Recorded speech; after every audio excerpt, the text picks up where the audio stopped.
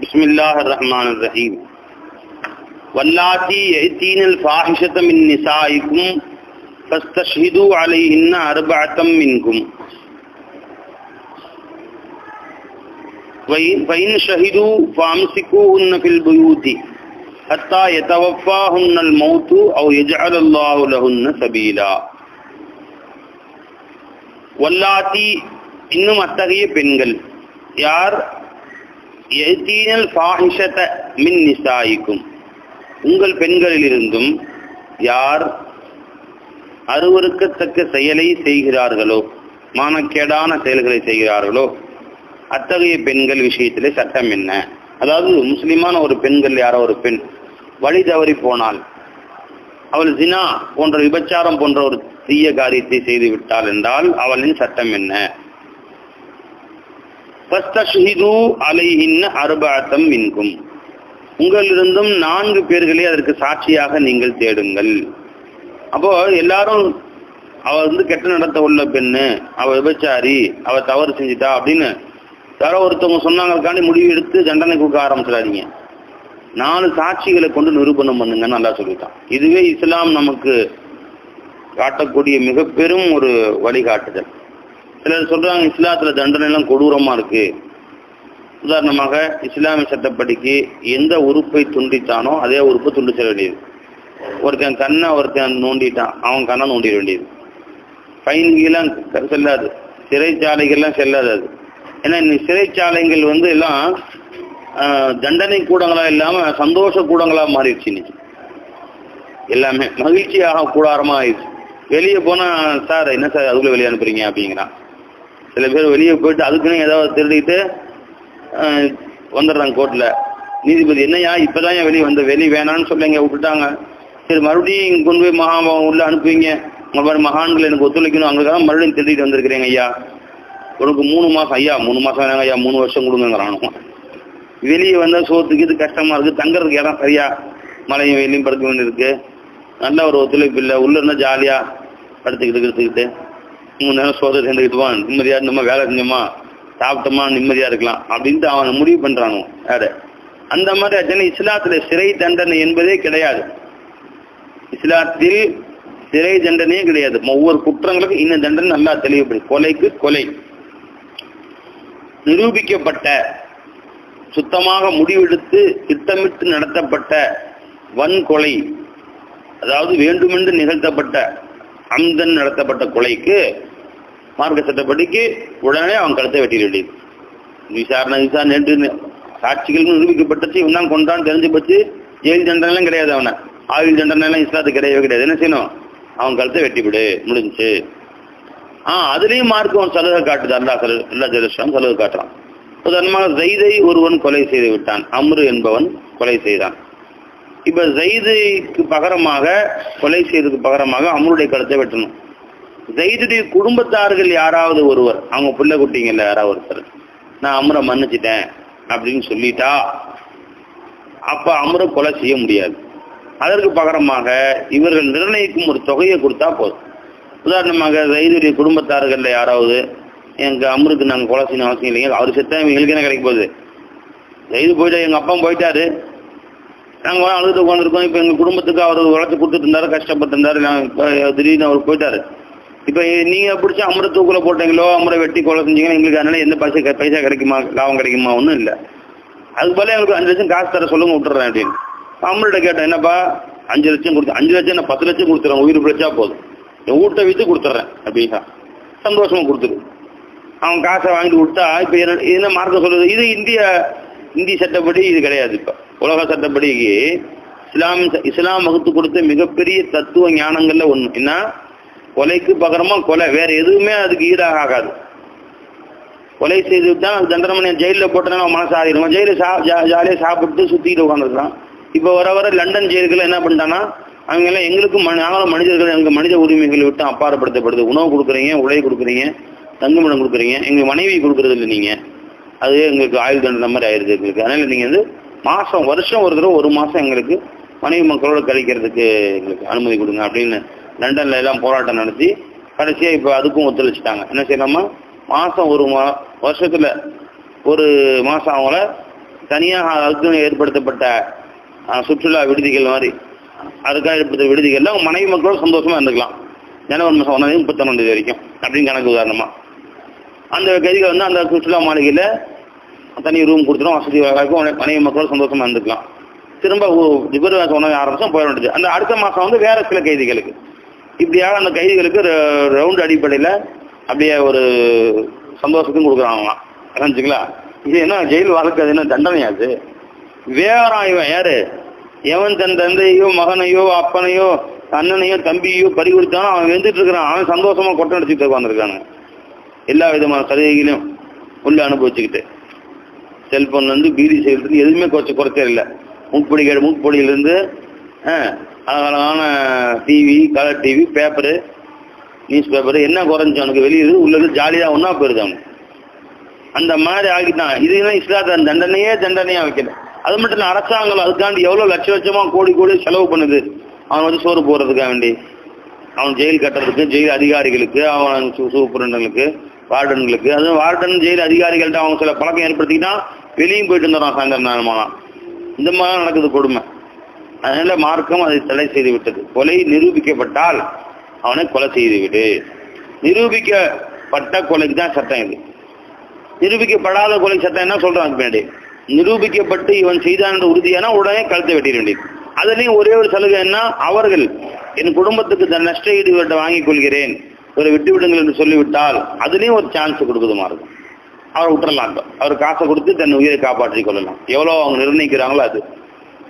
அவர்கள் கொலை செய்யப்பட்ட குடும்பத்தார்கள் 1 கோடி ரூபானா 1 கோடி, அவங்க 10 லட்ச ரூபா 10 லட்ச ரூபா, அவங்க 1 லட்சம் போதுன்னா 1 லட்சம், அவர்கள் நிர்ணயிக்கும் தொகையை கொடுத்து விட்டு வெளியேறிவிட வேண்டும், தப்பித்துக் கொள்ளலாம். இது அம்தன் நடக்கக்கூடிய கொலை. ஷிபுல் அம்துன்னு ஒன்று இருக்கு. அதாவது வேண்டுமென்று செய்தான், ஆனா வேண்டுமென்று கொலை செய்ய வேண்டும் என்ற எண்ணத்தில் செய்யவில்லை, ஆனால் கொலை செய்து விட்டான். எப்படி போல, அவன் வந்து குச்சியிலே அடிக்கிறான், சின்ன குச்சி அடிக்கிறான், தலையே அடிக்கிறான், கையிலேயே அடிக்கிறான். அகஸ்மாத்தா அந்த குச்சி இங்க பொட்டுல பட்டு ஆள் போட்டுன்னு போயிட்டான்.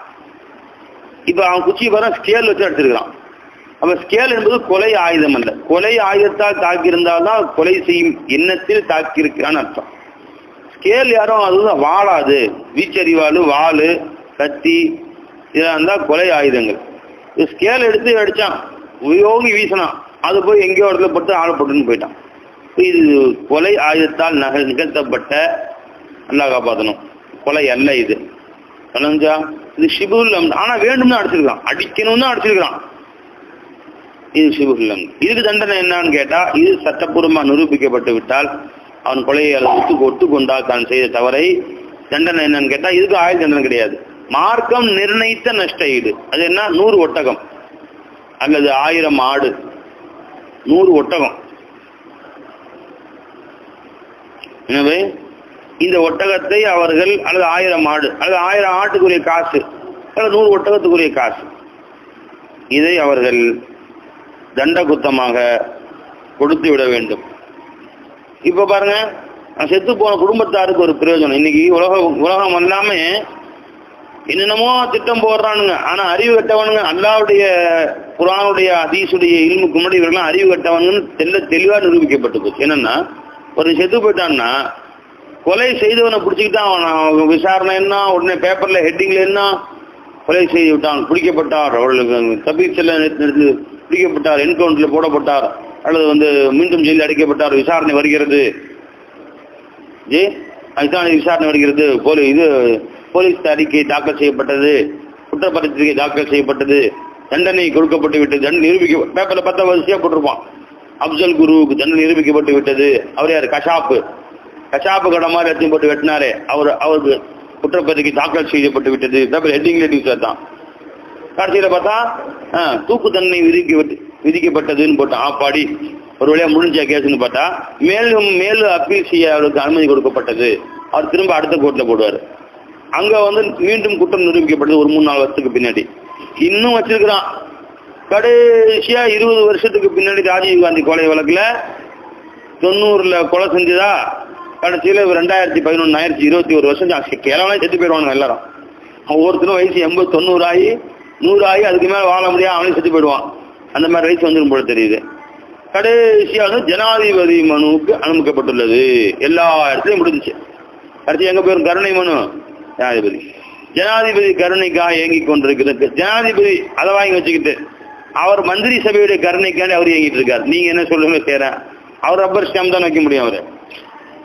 அவர் யோசிச்சுட்டு உட்காந்துருக்காரு. என்னைக்கு முடியுது? 25 வருஷம் சந்தோஷமா வாழ்ந்துட்டு தான் இருக்கிறாங்க. கொலை செய்யப்பட்டவர்கள் அவங்க போய் சேர்ந்துருவான், அவங்க குடும்பத்தாரெல்லாம் போய் சேர்ந்துருவான், அல்லாட்ட போய் சேர்ந்துருவான். இதுல என்ன நிம்மதி? அல்லாஹ் வலக்கும் ஃபில் கிஸாஸ் ஹயாத்துன் யா உலில் அல்பாப், நீங்கள் ஒருவருக்கொரு பழிவாங்க நான் சொன்னதிலே உங்களுக்கு வாழ்க்கை இருக்கிறது அறிவுடையவர்களே. வலக்கும் ஃபில் கிஸாஸி ஹயாத்துன், அதில் உங்களுக்கு ஜீவியம் இருக்கிறது.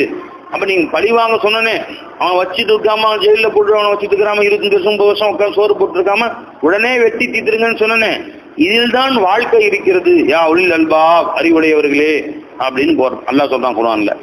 என்னடா இது, ஒரு ஆள் கொலை பண்ணிட்டான், மரண தண்டனை இன்னைக்கு துனியாவில் வேணாம், கொலைக்கு எப்படி கொலை, அவன் செய்த வன்முறைக்கு வன்முறை தீர்வாகுமா? இன்னைக்கு அவன் ஒரு துரோகம் செய்திருக்கிறான், ஒரு மாபெரும் பாதகத்துக்கு பாதகம் செய்தால் சரியாகுமா? மரண தண்டனை நிப்பாட்ட வேண்டும் பல நாடுகள்ல. இவன் ரொம்ப இறக்கவாதி மாதிரி பேசிட்டு இருக்காங்க. இவனுங்க ரொம்ப இறக்க சிந்தனை மாதிரி. அல்லாஹ் சொல்றான் அதுல உங்க ஹயாத் இருக்குது. என்ன ஹயாத்து? இப்ப அவனை நீ கொலை செய்தவன் கொலை செய்யப்படுவோம், நாமும் துணியாவில் வாழ முடியாது, அடுத்தவன் வாழ விடாட்டி நாமளும் துணியால் நிம்மதி வாழ முடியாது அப்படின்னு தெரிஞ்சுன்னா இவனும் பல கொலையை விட்டு தவிர்த்து கொள்வான். அதுவே அல்லாஹ் சொல்றான், அந்த மாதிரி தண்டனை நிறைவேற்றும் போது பலர் பார்க்க தண்டனை நிறைவேற்றுங்கள். குர்ஆனுடைய ஆயத்து. என்ன செய்யணும்? நடுமுச்சந்தில் வச்சு தூக்கல மாட்டணும். அது கழுத்தை வெட்டினாலும் நடு தெருவில் வச்சு கழுத்தை வெட்டணும். பல ஆயிரக்கணக்கான பேர் பார்க்க, அதை படம் பிடிக்க வெட்டினா அதை டிவியில் ஒளிபரப்பா நேரடி காட்சியாக அப்படி பார்க்கறவனுக்குலாம் கை காலெல்லாம் உதறும். முன்னாடி இப்போ திட்டம் போட்டிருப்போம் ஒருத்தன், நாளைக்கு இவனை கொலை செய்யறதுன்னு ஒரு முழு இந்தியாவில் ஒரு 50 பேர் திட்டம் போட்டிருப்பான்னு வச்சுக்க, அன்னைக்கு அடுத்த நாள் கொலை செய்யறதுக்கு. அந்த காட்சியை பார்த்த பின்னாடி கைகாலெல்லாம் உதறி நம்ம கதையும் இந்த மாதிரி நடுத்தர வச்சு தான் தலையெடுப்பானுங்க, நடுத்தர தான் தூக்கல மாட்டுவானுங்க. எம்மாடி வேணாப்பா அப்படின்னு சொல்லிட்டு உடனடியா அவன் அதை விட்டு தவிர்த்து கொள்கிறான். இப்ப இவன் 50 பேரை கொலை செய்ய திட்டம் போட்டிருந்தான், அது 5000 பேர் கொலை செய்ய மாசத்துல ஒரு 5000 கொலை, அத்தனை பேருடைய உயிரும் பாதுகாக்கப்பட்டு போச்சு. கொலை செய்யப்பட இருந்தவர்கள், அதனால் கொன்றவர்களுடைய உயிரும் பாதுகாக்கப்பட்டு, கொல்ல வேண்டி இருந்தாங்களே கொலையாளியா மாறி பிடிக்கப்பட வேண்டிய அவங்க உயிரும் பாதுகாக்கப்பட்டு போச்சு. ஒரு உயிரை நல்லா எடுத்து சொன்னான், பல ஆயிரக்கணக்கான உயிரை காப்பாற்றுறதுக்காக வேண்டி. வலக்கும் ஃபில் கிஸாஸி ஹயாத்துன், பழி வாங்குவதில் தான் உங்களுக்கு ஹயாத் இருக்கிறது யா உலில் அல்பாப், அறிவுடையவர்களே. இன்று அரபு நாடு உலகத்திலேயே குற்றங்கள், கொலை குற்றங்கள் மிக மிக குறைவாக இருக்கக்கூடிய நாடு அரபு நாடு. காரணம் என்னன்னு கேட்டா, சவுதியிலாம் நடுத்தெருவில் வச்சு தலையை வெட்டிடுறாங்க. எப்படி இருக்கும் பார்க்கறவனுக்கு? அது அப்படியே டிவிலாம் காட்டுறான், செல்போன்ல காட்டுறான், அப்படின்னு ஒன்று படம் பிடிச்சி காட்டுறான். அவனுக்கு பகீருங்குது, அப்படியே துடிக்கி கைகாலம் உதறி அவங்க சாவறது, ரத்தம் வழிஞ்சு ஓடுறது, தலை ஒரு பக்கம் கிடக்கிறது, முண்டம் ஒரு பக்கம் கிடக்கிறது. பார்த்தோன்னா நாளைக்கு நம்ம கதை அப்படித்தானே, வேணாயா அப்படின்னு அவன் வளைங்க ஒதுங்கிடுறானு. இப்போ அங்கேயும் வருஷத்துக்கு ஒரு 4-5 கொலை நடக்குது. எப்படி நடக்குதுன்னு ஏதாவது கோவத்தில் ஏற்றுக்கு விட்டேறிக்கலாம், பார்த்தீங்களா, செத்து போயிடுறது. இந்த மாதிரி தான் கொலைகள், திட்டமிட்டு நடக்கிற கொலை இல்லாமல் போயிடுச்சாங்க. இப்போ அந்த அளவுக்கு அச்சம் மக்களுக்கு மத்தியில் உட்காந்துருச்சு. எல்லாருக்கும் மத்தியில் தானே அந்த ஆடு அடுத்த மாதிரி அடுத்து போட்டுறானு, அப்படி துடிச்சிக்கிட்டு இருக்கிற உடம்பு அப்படின்னு பார்க்கும்போது எப்படி இருக்கும்? பகீருங்குது. வருஷத்துல ஒரு 4-5 கொலைகள். ஆனா இந்தியாவில் நிமிஷத்துக்கு 4-5 கொலை நடக்குது. மொத்த இந்தியாவை பொறுத்த வரைக்கும் பெரிய நாடு, பெரிய மக்கள் தொகை, அதோட பல ஆயிரம் பல 100 மடங்கு இருக்கட்டும், இருந்தாலும் நிமிஷத்துக்கு நிமிஷம் கொலை நமக்கு இல்லாத. ஏற்று பாருங்க, ஒரு ஏடிஎம் மிஷினை உடைப்பதற்காக வேண்டி காவலாளியை துரத்தி அவன் விட்டுருங்கடான்னு ஓடுறான். அவன் நீ ஓடினா எங்கேயா போய் சொல்லிடுவில்ல அப்படின்னு துரத்தி போய் அவன் மண்டையில கல்லை தூக்கிட்டு இப்படி கல்லை தூக்கி போட்டு நச்ச நாக்கி அங்கேயும் சாவடிச்சுட்டான். 2 காவலாளியை சாவடிச்சு போட்டு இப்போ ஏடிஎம் மிஷினை உடைச்சிருக்கானுங்க. அந்த மிஷினுடைய மேல உள்ள கம்ப்யூட்டர்லாம் உடைச்சிட்டானுங்க. உள்ள பணம் வைக்கிறது கொஞ்சம் இரும்பு பெட்டியில் கெட்டி வச்சிருக்கான். அதை உடனே உடைச்சிருக்கானுங்க. வரல, சரி போனா போடா அப்படின்னு போட்டு போயிட்டான். 2 கொலை வேஸ்ட்டாக செஞ்சுட்டு போயிட்டாங்க. நேற்று ஏடிஎம் மிஷினை உடைக்க முடியல, உள்ள பணம் இருந்தது. ஆக வேஸ்ட்டாக தான் அவனுக்கு 2 கொலை செஞ்சுட்டு அவன் பாட்டு போயிட்டே இருக்கானுங்க. எவனும் தெரியல. இப்படி நிறைய டெய்லி நடக்குது. காதில் போட்டிருந்த 1 பவுன் கம்மலுக்காக வேண்டி கிளவி அறுத்து கொலை. 1 பவுன் கம்மலை பிடுங்கிட்டு போய் அடமானம் வச்சு 2 நேரம் சாராயம் குடிச்சிட்டு ஏப்பம் விட்டுட்டு போயிட்டே இருக்கான். அதை கிளவி சாப்பிட்டுமே அப்படிங்கிறாங்க. கேட்டான் இவ்வளோ சர்வசாதாரணமாக போட்டு வெட்டி விட்டு போயிட்டு 6 மாதம் ஜெயிலுக்கு இருந்தான். ஏன்னா ஜெயிலில் 6 மாதம் தான், அதுக்கு மேலே குற்றம் நிரூபிக்கப்படவில்லை, வெளியே அனுப்பு. நீதிபதிக்கு காசோ வக்கீலுக்கு காசோ இப்படியே போயிருக்கு. இப்படி சர்வ சாதாரணமாக ஆயிடுச்சு. இன்னைக்கு ஒரு ஹதீஸ்ல வருது, கியாமத்து குர்புல கொலைகள் சர்வ சாதாரணமாக ஆகிவிடும். எந்த அளவுக்கு ஆயிரும்னா, கொல்றவனுக்கு ஏண்டா கொல்றோன்னு தெரியாதான், கொல்லப்பட்டவனுக்கு ஏண்டா கொல்லப்படுறோன்னு தெரியாது.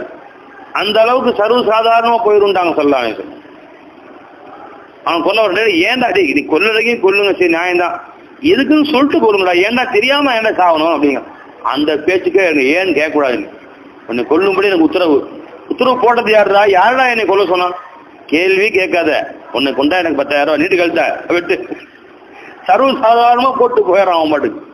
இவன் கொல்றானே, அவனுக்கு ஏன்டா அவனை கொல்றோன்னு தெரிய மாட்டேங்குது. இவன் போட்டோ கொடுத்துருக்காங்க கொல்ல சொல்லி 10,000 காசு வேலையை பார்த்துட்டு போ, நீ 5,000 கொண்டு அவனை போட்டு தள்ளுறேன், நீ 10,000 அவன் 12,000 எக்ஸ்ட்ரா கொடு, எவன் சொன்னாலும் அவனை போட்டு தள்ளுறேன். இதெல்லாம் ஒரு பேச்சா? நம்ம கிட்ட எப்பயும் இன்னைக்குமே ஒரே நியாயம் தாயா, யார் அவன் பேசுறான். நம்மளோட நீதி நேர்மையா வந்தான், அவன் 10 ரூபா கொடுத்தா அவனே போட்டேன், நீ 5 ரூபா எக்ஸ்ட்ரா கூட அவனை போடுறேன். அதெல்லாம் நம்மகிட்ட வந்து எதுவுமே நான் பாகுபாடெல்லாம் பார்க்க மாட்டேன். நல்லவன் கட்டுவெல்லாம் நம்மள்கிட்ட கிடையாது, பணக்காரன் ஏழையெல்லாம் கிடையாது, எல்லாத்தையும் நம்மகிட்ட ஒரே தாயா, எல்லா உயிரும் நம்மகிட்ட ஒண்ணுதான், எல்லாம் ஒரே வீச்சு. அந்த அளவுக்கு போயிடுச்சு இன்னைக்கு விளைஞ்சபை. அந்த மாதிரி பெருமாள் அன்னைக்கே சொல்லிட்டாங்க சிலந்தா இருக்கிறான், இந்த உயிர் கொலை இருக்கே அது ரொம்ப அதிகமா போயிடும் கியாமத்து குர்புல அப்படின்ட்டான். அப்ப இஸ்லாம் நமக்கு காட்டக்கூடிய நன்னெறிகளை பின்பற்றினால் தாசர்கள் சொல்றாங்க, வேண்டுமானால் நீங்க டெஸ்ட் பண்ணிக்கங்க, ஒரே ஒரு முழு இந்தியாவில் ஒரு குறிப்பிட்ட மாவட்டத்தை எடுத்துக்கங்க, ஒரே ஒரு மாவட்டம் அல்லது குறிப்பிட்ட சில ஊர்களை மட்டும் எடுத்துக்கங்க, செலக்ட் பண்ணி எடுத்துக்கிட்டு தமிழ்நாட்டில் உதாரணமாக நாகை மாவட்டம் அல்லது தஞ்சாவூர் மாவட்டம் ஒரு மாவட்டம் எடுத்துக்கங்க. அதில் முழுக்க இஸ்லாமிய சட்டம், கொலைக்கு கொலை அன்றே, என்னைக்கு கொலை செஞ்சா நிரூபிக்கப்பட்டுச்சு அன்னைக்கு நடுத்தருள் வச்சு தலை வெட்டி, எல்லாரும் தலை வெட்டிடுறது, விபச்சாரத்துக்கு கல்லடி, திருடினால் கைவெட்டு என்று செய்தால் ஒரு வருடத்துல நீங்க பாருங்க மொத்த இந்தியாவில் பரிசுத்தமான ஊரா அந்த ஊர் ஆயிரும். மற்ற மாவட்டங்கள்ல ஒரு வருஷத்துக்கு ஒரு 500 கொலை நடக்குதுன்னா அங்க ஒரு 5 கொலை கூட நடக்காது, 5 கற்பழிப்புகள் நடக்காது, 5 திருட்டு கூட நடக்காது. மற்ற இடத்துல நடக்கிறத விட கம்பேர் பண்ணா 100க்கு 1% போயிடும், 100க்கு 99% குற்றங்கள் இல்லாம போயிடும். நீ டெஸ்ட் அடிப்படையில் செஞ்சு பாரு அப்படி எந்த கிதாபு எழுதுறாங்க தாசர்கள் விளைஞ்சுங்களா. ஆனா இவன் சொல்றான் அது கொடூரமாக இருக்கிறது, அது மிக மிக கொடூரமானதாக அல்லவா இருக்கிறது, நடுத்தெருள் வைத்து கழுத்தை வெட்டினால் அப்படின்னு.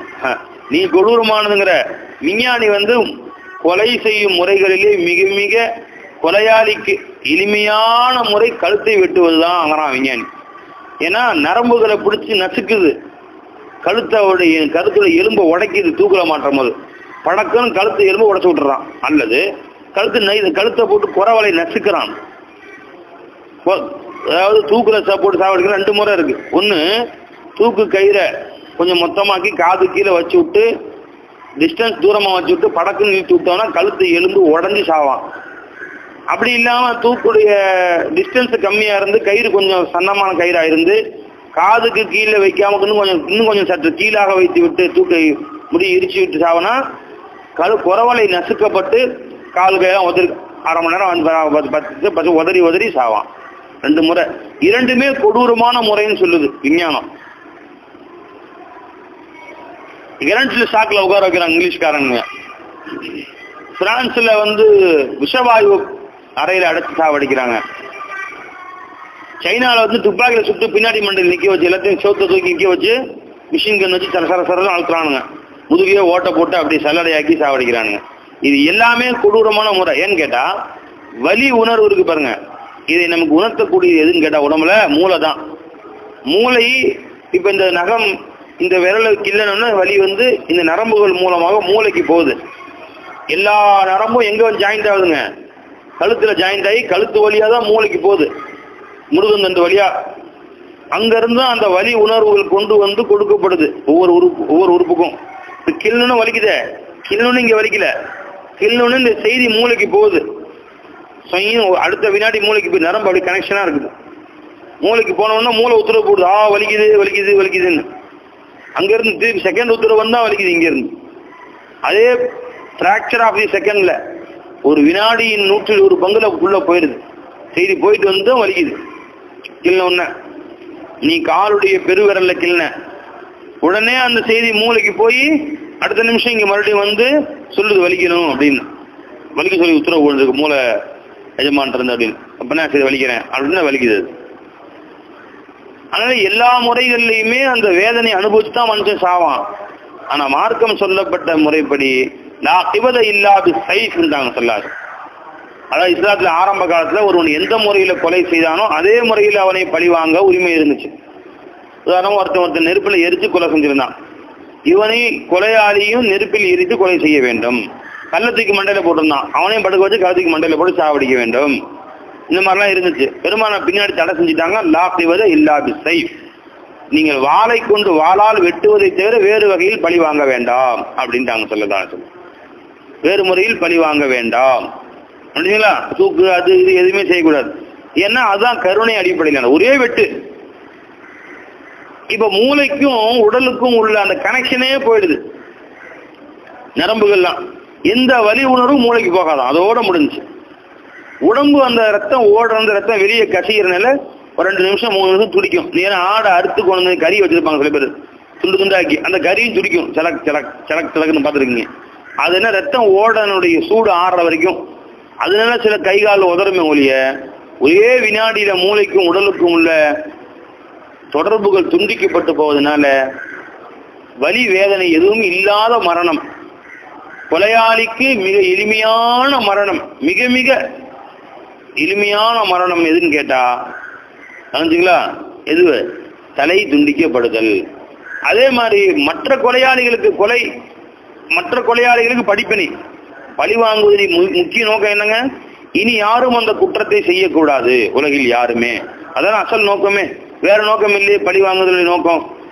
தெரிஞ்சுங்களா. இப்ப அந்த மாதிரி பழி வாங்கியதன் காரணமாக பல ஆயிரக்கணக்கான மக்கள் திருந்துவதற்கு ஒரே வழி, மிகச்சிறந்த வழி எதுங்க, கழுத்தை வெட்டுறதுதான். ஏன்னா நீ தூக்குல மாட்டி கொடுத்த அவன் சாதாரண உடம்பாவே தெரியுது, அவனுக்கு எந்தமே அவன் தண்டனை அனுபவித்த மாதிரி தெரியல. சாதாரண மரணம் அடைந்தவன் எப்படி இருப்பானோ அதே மாதிரிதான் அந்த உடல் இருக்கும். கிரண் ஷாக்கு எதுவாக இருந்தாலும் சரிதான். அவன் கழுத்தை விட்ட ரத்தம் ஓடுறது, அவன் தனியா, அவன் தலை தனியா, முண்டம் தனியா போறது, இந்த கொடூரமான காட்சியை பார்த்த உடனே அடுத்தவனுக்கு அப்படியே திகச்சு போய் நிற்கும். அவனுக்கு 1 மாசத்துக்கு தூக்கமே வராது. அவனுக்கு நேரடியாக அதை பார்த்தான்னா 1 மாசம் தூக்கம் வராது அவனுக்கு. அதை டிவிலையோ போட்டோலையோ கேமராலையோ போட்டோ பிடிச்சி பார்த்தானோ வச்சுக்க, அவன் வாழ்நாள் நினைச்சு பார்க்க மாட்டான் திரும்ப கொலைய. அவ என்ன அற்புதமான அல்லாஹ் சொல்லிட்டு சொல்றான், அறிவு இருந்தா யோசிப்பாரு நான் சொல்றதுங்கிறான். வலக்கும் ஃபில் கிஸாஸி ஹயாத்தியா உலில் அல்பா. இப்படி அல்லாஹ்வுடைய இந்த சொன்ன முறையை பின்பற்றாத காரணத்தினால் அஞ்சா இவன் இப்படி ஜெயில போட்டுறான். அவன் 6 மாசத்துல இருந்து வெளியே வந்துடுறான். நேற்று ஒருத்தனை பிடிச்சிருக்கிறாங்க, 2 நாளைக்கு முன்னாடி ஒருத்தனை. அவன் மேல தமிழ்நாட்டில் ஒரு 20 கொலை வழக்கம், ஆந்திராவில் ஒரு 10 கொலை வழக்கம், ஒரு 20-30 கற்பழிப்பு வழக்கம். இல்ல ஆமா, இவ்வளவு வழக்கு போட்டிருக்காங்க. அது வரைக்கும் என்னடா பண்ண நீ? ஒரு வழக்குலயே தீர்ப்பளிச்சு தலை வெட்டிட வேண்டியது, ஏன் வச்சிருந்தா அவனை நீ? 20 வழக்கு போட்டிருக்கான். போல 10 பேர், இன்னும் 10 வழக்கு எக்ஸ்ட்ரா போட தூக்கி உள்ள வச்சு இப்ப வழக்கு போட்டு உட்காந்துருப்ப. என்ன ஆயுது? கடைசியில 6 மாசத்துல வெளியே வந்துடுறான். அவன் ஜாமீன்ல வெளியே வந்து உட்காந்து உலாத்திருக்கிறான். உடனே இவர்கள்லாம் திறந்து போறாங்க. இது டெய்லி பேப்பர்ல வருது. என்னண்டு, கொலை செய்யப்பட்டவன் குடும்பத்தால் வேகும்ல அவங்களுக்கு. ஜாலியா உலாத்துறான்டா அவன். நம்ம குடும்ப அண்ணனே தம்பியும் அக்கா அத்தா மவனை போட்டா மவன்லாம் குதிக்கிறான். அப்ப நம்ம போட்டு தரலாம் ஒளிவு காத்திருக்காண்டான்னு. உடனே அருவா கத்தியை ரெடி பண்ணி வச்சு கோர்ட்டுக்கும் செல்லும் வழியில் நடுரோட்டில் வைத்து துரத்தி கொலை. இந்த பேப்பர்ல போட்டிருக்கான். கார்ல 2 பேரும் வாக்கிங் போயிட்டு இருந்திருக்கானுங்க. கொலை வழக்கு சிக்கி வெளியே வந்தவன் வேகமா காரை கொண்டு போய் அவன் மேல மோதி அவனை தூக்கி எரிஞ்சு கீழே இறங்கி போய் சரமாரியா வெட்டி கொலை செஞ்சு ஓட்டானுங்க எல்லாம். அதை விட கொடூரமான அணைப்புகளை போட்டிருந்தான். கோர்ட்ல கேஸ் நடந்துகிட்டு இருக்குது. ஜாமீன்ல 20ஆம் தேதிக்கு வாய்தா. ஜட்ஜு முன்னாடி வச்சு சரமாரியா வெட்டுறானுங்க. ஜட்ஜு அலறி அடிச்சு ஓடுறாரு, எந்திரிச்சு துண்டை காணா துணியை காணாண்டு. வக்கீல் ஒரு பக்கம் ஓடுறாரு, கேஸ் கட்டலாம் பறக்குது. இன்ஸ்பெக்டர்லாம் ஓடுறான், ஆளுக்கு ஒரு பக்கம். போலீஸ் இன்ஸ்பெக்டர்லாம் நாளைக்கு பிடிச்சிவாங்க அவரால் ஓடி கையில பேர் அருவாலியா அப்படின்னு ஓடுறான் எல்லாம் ஆளுக்கு ஒரு பக்கம். அவங்க ஜாலியா வெட்டிட்டு மாப்பிள மாதிரி நடந்து போய் அப்படியே கார்ல ஏறி தப்பிச்சிட்டானுங்க. போலீஸ் வலை விரித்திருக்கிறது. அம்மா இன்னும் கொசு வலை வாங்கிட்டு வந்து என்னைக்கு விரிச்சு என்னைக்கு பிடிக்கிறது? அங்கதான் எல்லாம் ஓட்டாங்க நின்றுட்டவங்க தான் ஓடிட்டு. ஜட்ஜில் எல்லாமே போலீஸ் எல்லாமே இருக்கும். கோர்ட்ல எல்லாம் ஓடிவிட்டு திரும்ப கொலையாளிகளை பிடிக்க போலீஸ் கொசு வலை வாங்கி விரித்து தேடிக்கொண்டிருக்கிறார்கள் அப்படின்னு பேப்பர்ல போடுறான். நடக்கும் நிச்சயமா. திரும்ப அவன் இவன் விட்டுறானா அவனை போய் கைது பண்ணி 4 பேர் கைது பண்ணிடுவானுங்க. அவன் தரப்புல 10 பேர் திறந்துவானுங்க. அவன் 10 பேர் போட்டு தள்ளுவான். என்னைக்கு போய் முடியுது? இது முடியாம தொடர் கதையா போயிடும். எவ்வளோ பேர் உயிர் அழிவதற்கு காரணம் என்ன? நீ செய்த ஒரே ஒரு பிழை. அது என்ன பிழை? தண்டனை உடனடியாக தராதனாலதான் ஜெயில் என்று ஒன்று ஏற்படுத்தி. அப்ப ஜெயில் என்பதே மார்க்கத்துல இல்லை, ஒரு சிலருக்கு மட்டும். அது என்னது? கடன் வாங்கி ஏமாத்திருக்கிறான். இப்ப நூறுல்லா ஒரு 10,000 ரூபாய் கடன் வாங்கிட்டார் சிராஜிட்ட. 1ஆம் தேதி தர்றேன் தரல. சிராஜ் சொன்னாரு 1ஆம் தேதி தரேன்னு சொன்னாங்க, தரல. அப்ப ஜெயில அடைச்சிட வேண்டியது. அந்த கடனை கொடுத்து விட்டு ஜெயிலை விட்டு வெளியே வா. எதுக்காக அடைக்கிறாங்க? கொடுக்குற வரைக்கும். இத்தனை வருஷம் அத்தனை மாசம்லாம் கிடையாது. ஒரு 3 மாதம் ஜெயில் தண்டனை அதெல்லாம் கிடையாது. கடன் கொடுக்கும் வரையிலேயும். இப்ப நூறுல்லா ஜெயிலுக்கு போயிட்டாருன்னு தெரிஞ்ச உடனே அது வரைக்கும் சிராஜ் ஒருத்தர் சொல்லுவார், அவங்க அத்தாட்ட போய் சொல்லுவாரு, போயா அப்படிதான் அவன்கிட்டே வாங்கிக்க போ. அம்மாட்டு சொல்லுவார், முன்னாடி சொல்லுவார், போயா வேலையை பார்த்துட்டு யாரு சொன்னாலும் கேட்க மாட்டாங்க. நூறுல ஜெயிலில் வச்சோன்னா இப்போ எல்லாம் வந்து நிற்பாங்க. அத்தா நிற்பாங்க, அம்மா நிற்பாங்க, முன்னாடி நகையை தரேன், எப்படியே புருஷன் விட்டுருங்க, இந்த நகையாவது வச்சுக்கங்க, காசு எல்லாம் நிற்பாங்க பாரு. அதனால ஜெயிலில் வைக்க சொல்லிடு. காசு தர வரைக்கும் ஜெயில் தான் வேலையை பார்த்துட்டு போயா அப்படின்னு. அவங்க அத்தா ஸ்கூட்டரை வித்தரலாங்கிறாரு. அவங்க அம்மா என் பேர்ல இருக்கிற இந்த காட்டை வித்தரலாங்கிறாங்க, முன்னாடி நகையை வித்தரலாங்கிறாங்க. எல்லாம் சேர்ந்து காசு வந்துருச்சு 1 லட்ச ரூபா வச்சுக்க. காசு சிராஜ் இந்த காசை படி நீ வெளியே போப்போம், மாப்பிள மாதிரி போயிட்டு வா, அஸ்ஸலாமு அலைக்கும் அத்தா அனுப்பிச்சிட வேண்டியது. அதுக்கு ஜெயில் மார்க்கம் சொல்லுது. அஞ்சவை. அப்போ இது அல்லாத மார்க்க சட்ட திட்டங்களை சரியான முறையிலே நீங்கள் பின்பற்றி இருப்பீர்களே ஆனால், சரியான முறையில் இன்றைய உலக மக்கள் பின்பற்ற செய்வார்களே ஆனால், உலகிலே குற்றம் என்பதற்கே வேலை இல்லாம அப்படி நடந்தாலும் இன்னைக்கு நடக்கிற துனியாவோட மொத்த குற்றங்கள்ல 1000ல் 1 கூட நடக்காது. அந்த அளவுக்கு நான் செய்யலாம் மார்க்க சட்டங்களை பின்பற்றினால். இப்ப திருடனா கையை வெட்டிட்டான்னு அர்த்தம். வேற எதனா மார்க் கொடுக்கலாம், கசைரி அடிக்கலாம், அந்த மாதிரி சொல்லாமல்ல மார்க்கம். ஏன் கையை வெட்ட சொல்லு? வலது கையை வெட்டியாச்சு. இப்ப அவன் வாழ்நாளெல்லாம் அந்த கை ஊனம் தான், வேலை செய்ய முடியாது.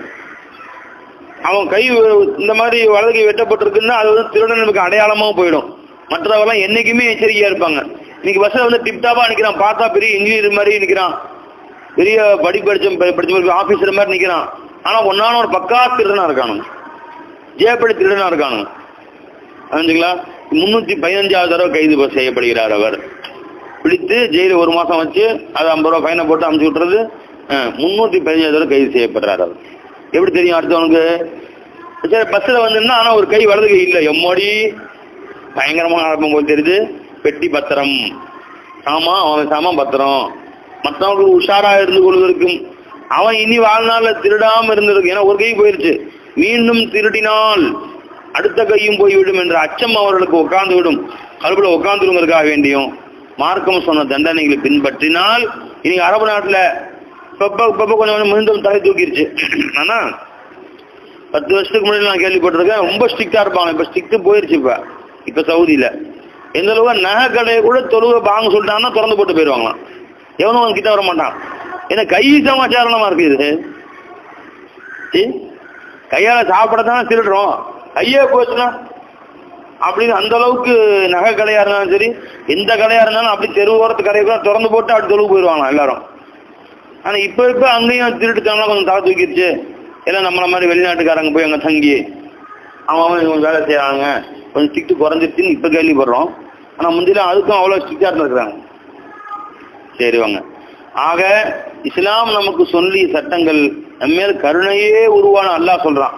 அதே அல்லாஹ் சொல்லி காட்டுறான். ரவுஃபுர் ரஹீம் என்ற தன்னை ரவுஃப் என்றும் ரஹீம் என்றும் கருணையாளன் கிருபையாளன் சொன்ன அல்லாஹ் சொல்றான். லா தாஹுதுக்கும் ரஃபத்துன் ஃபீ தீனில்லாஹியா, அல்லாஹ்வுடைய தீன் விஷயத்திலே உங்களுக்கு இரக்கம் உங்களை பிடித்துக் கொள்ள வேண்டாம். உங்களை விட இரக்கம் மிக்கவே அல்லாஹ்.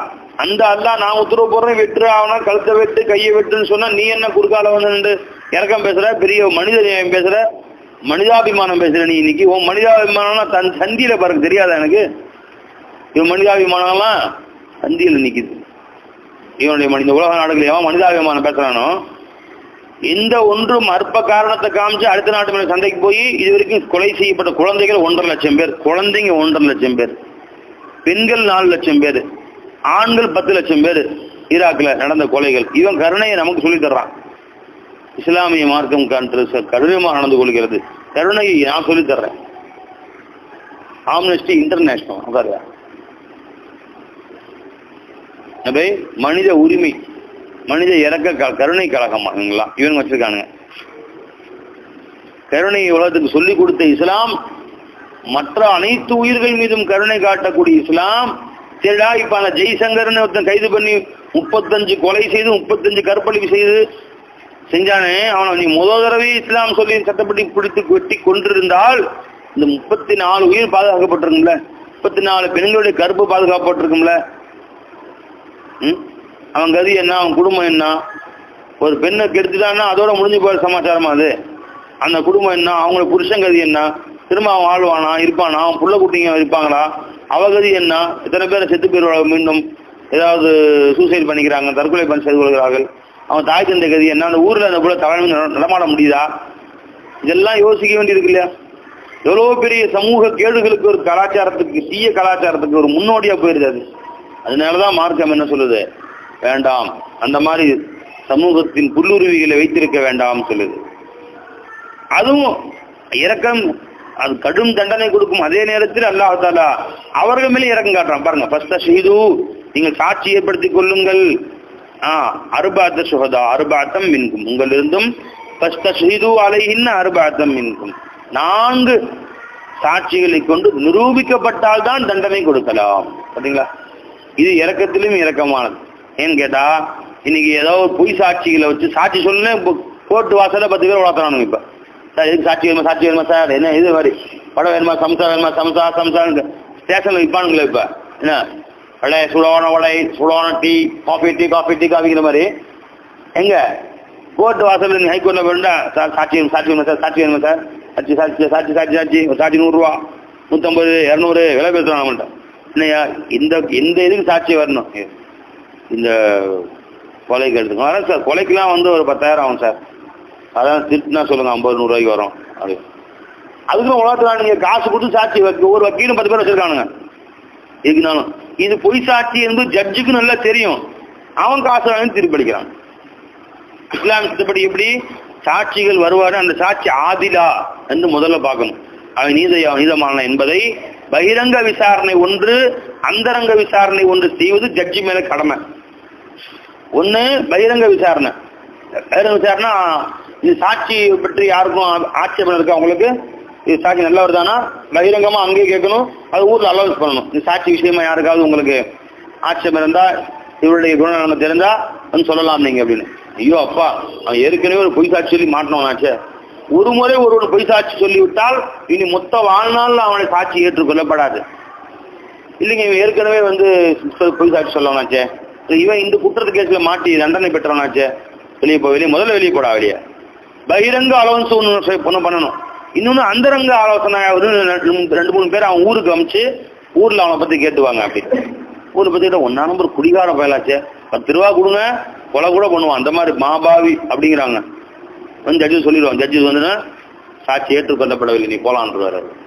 இந்த மாதிரி சாட்சிகளை கழித்து ஆதில் மிக மிக நேர்மையாளர் என்று நிரூபிக்கப்பட்ட 4 சாட்சிகள் சொல்லாத வரை எந்த குற்றவாளிக்கும் தண்டனை கொடுக்க மார்க்கத்தில் அனுமதி இல்லை. அல்லது அந்த குற்றத்தை அவனே முன் ஒத்துக்கொண்டால் தண்டனை கொடுக்கலாம். கொலையோ கொள்ளையோ கற்பழிப்போ எதுவாக இருந்தாலும் அவனா ஒற்றுக்கொள்ளவில்லை என்றால் ஆதிலான 4 சாட்சிகள். இது இஸ்லாம் கருணை மிக இஸ்லாம் எவ்வளவு காட்டுது பாருங்க. இவன் சொல்றான் எங்கே இஸ்லாம் கொடூரமானதுங்கிறான், ரைட்டானு. இவங்க எல்லாம் பொய் சாட்சி என்று தெரிந்தே அதை ஏற்றுக்கொள்ளக்கூடியவர்கள்.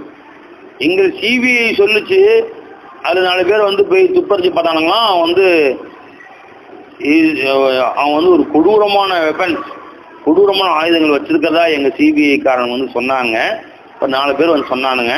அதனாலதான் நாங்க குண்டு போட்டு ஈராக்ல இது வரைக்கும் ஒரு 15 லட்சம் பேர் அழிச்சோம். கடைசியா சிபிஐ காரன் செஞ்ச தவறு தான், அங்க அந்த மாதிரி கொடூரமான ஆயுதம் இல்ல, 4 பேரும் தெரியாம தூக்குதல் சொல்லியிருக்காங்க, இப்ப எனக்கு தெரிஞ்சு போச்சுங்கிறான். செத்தவங்க எத்தனை பேருங்க? 15 லட்சம் பேர். இவன் நம்ம கருணை சொல்லி தராங்க பாடம். ஏன்டா அப்படி சொன்னீங்க? அவனுக்கு கொடூர ஆயுதங்கள் இருந்துச்சுன்னு சும்மா தெரியாம சொல்லிட்டாங்க. தவறான தகவல் கொடுக்கப்பட்டதால் புஷ் சொல்றார், நாங்கள் தெரியாம உள்ள போயிட்டோம், தெரிஞ்சிருந்தா போயிருக்க மாட்டோம். தெரியுண்டா உனக்கு எதுக்கு போனேன்னு தெரியாதா எங்களுக்கு? நீ எதுக்கு போன நோக்கம் என்ன? என்ன செய்யணும்னு ஆசைப்பட்டதுங்க? எத்தனை பெட்ரோல் வயல் உன் கட்டுப்பாட்டில் வரணும்னு ஆசைப்பட்ட? என்ன உனக்கு எல்லாம் நமக்கு தெரியாதா? அதனால தம்பி, இதெல்லாம் நம்ம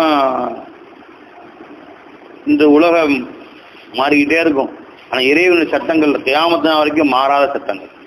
கருணையே உருவான கருணை கடலான அல்லாஹ் ஜல்ல ஷானு தஆலா சொல்லக்கூடிய தண்டனை சட்டங்கள் கொடூரமானவை அல்ல, அவை இரக்கத்தின் பார்ப்பட்டவை, அன்பின் உருவானவை அவை.